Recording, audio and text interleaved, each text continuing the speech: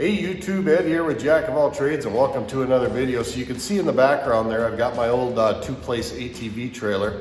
Had this trailer for a number of years, and there's one big gripe I've always had about the trailer, and that's there's no place to tie down my ATVs to it. I can drive them on there just fine, but there's no tie down points installed in the trailer. So I'm finally gonna go ahead and we're gonna add some tie downs to this trailer so I can actually ratchet strap my ATVs to it and transport it down the road safely. So let's go ahead and let's get that done.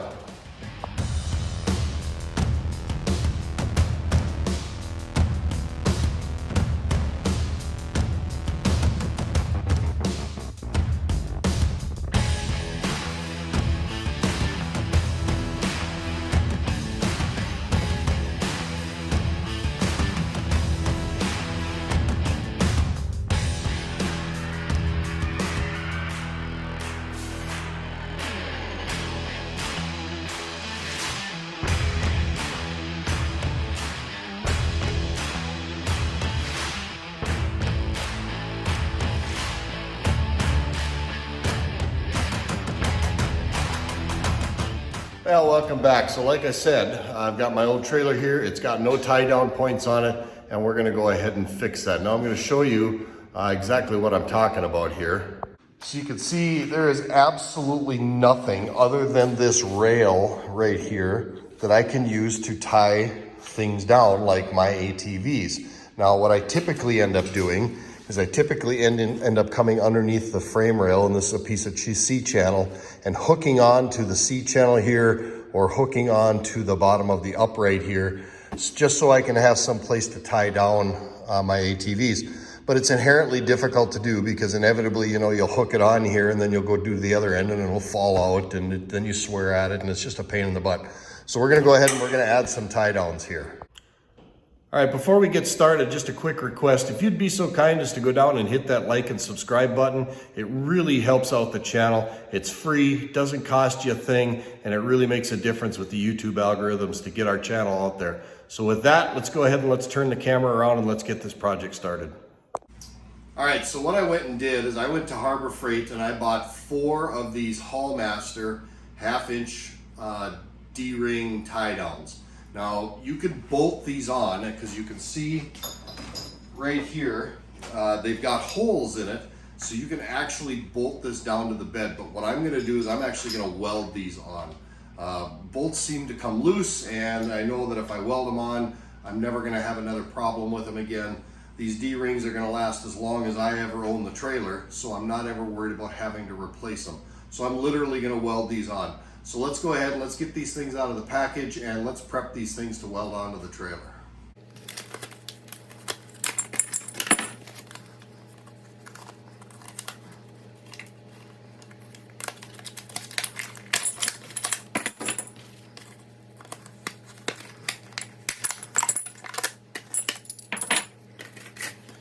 All right, like I said, these things are made by Hallmaster. I picked them up at Harbor Freight. They cost me $4.99 each.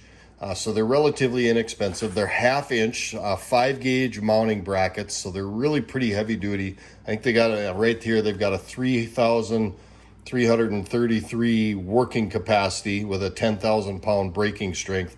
So this thing is gonna be way overkill for what I'm ever gonna use it for to strap down an 800 pound four-wheeler.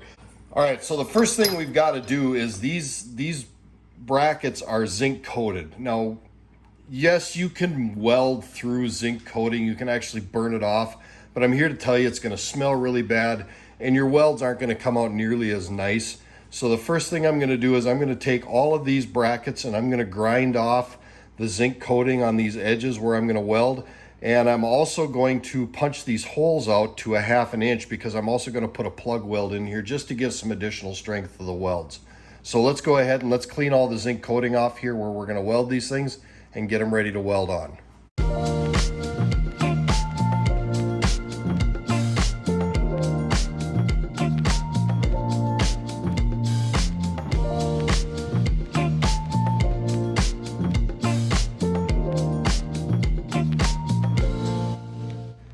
All right, so like I said, I'm gonna use these holes as a plug weld. I'm just using a step drill here. It goes out to a 1/2 inch, and I'm just gonna punch these holes out to a 1/2 inch.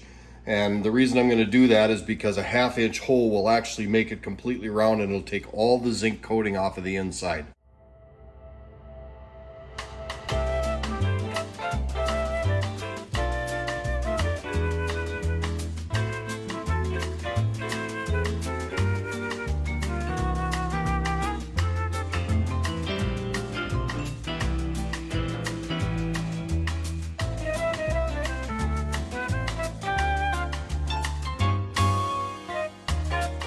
Okay, you can see my ramp there, and my ramp there is 1 inch short of 5 feet. So I need to have my tie down somewhere in the middle here so that I can tie down the ATV in the middle.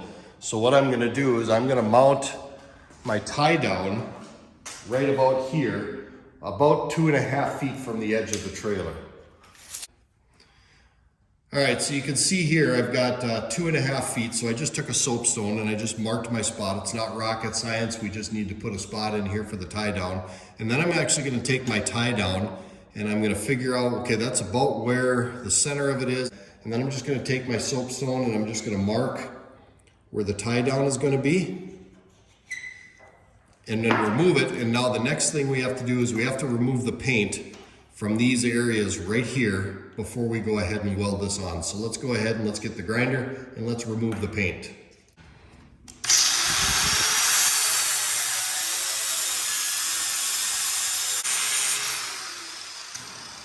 So now when I put my tie down back in position, I've got nice clean metal to weld to, and I can weld this into position. Now, don't be dumb like sometimes I am and forget to put your D-ring in here before you weld it. But before we start welding, let's go ahead and let's find the other locations and let's get those spots all prepped and ready to go.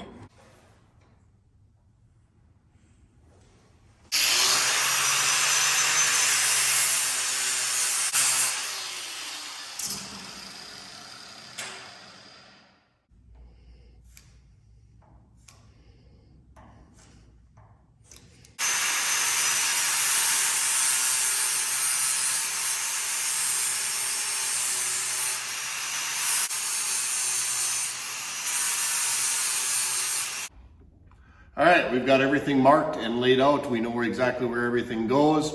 All our parts are prepped and ready to weld. So let's go ahead and let's fire up the Yes Welder M&P 200 and let's get this thing welded up.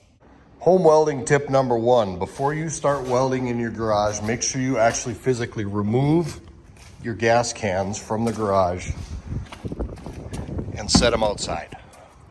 Welding tip number 2, when you place your ground on the trailer, always make sure you grind off where your ground clamp is going to go so you have a nice clean metal contact surface to ground your ground clamp to.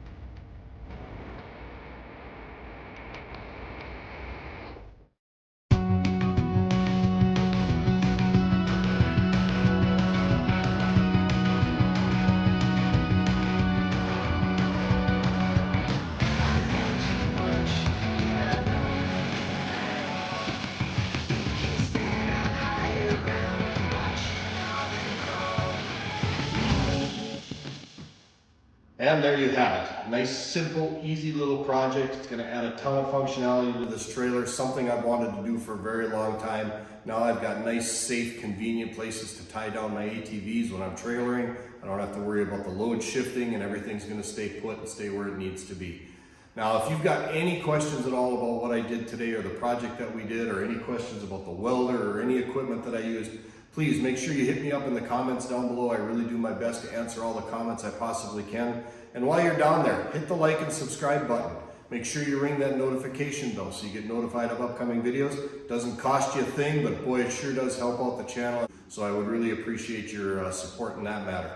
With that, this is Ed with Jack of All Trades. As always, thank you for stopping by. I appreciate all my viewers and all my subscribers, and we will see you on the next video.